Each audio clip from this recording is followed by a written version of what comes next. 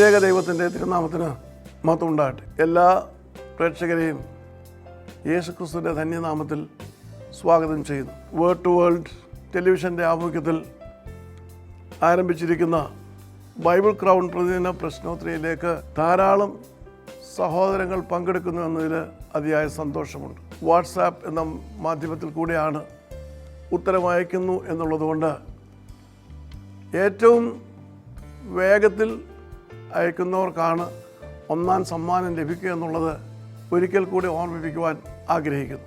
ഇന്നലത്തെ ചോദ്യം, പുതിയ നിയമത്തിൽ തെസ്സലോനിക്കർ 2-ാം ലേഖനത്തിന് ശേഷമുള്ള പുസ്തകം ഏത്?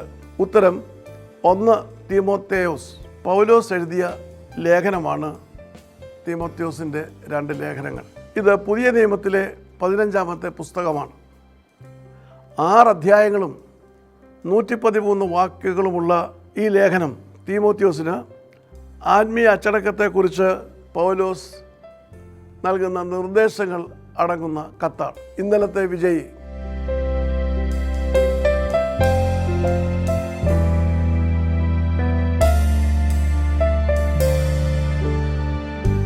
ഇന്നത്തെ ചോദ്യം, ഇസ്രായേലിൽ ഏറ്റവും കുറഞ്ഞ കാലം ഭരണം നടത്തിയ രാജാവ് ആര്? ചോദ്യം ആവർത്തിക്കുന്നു.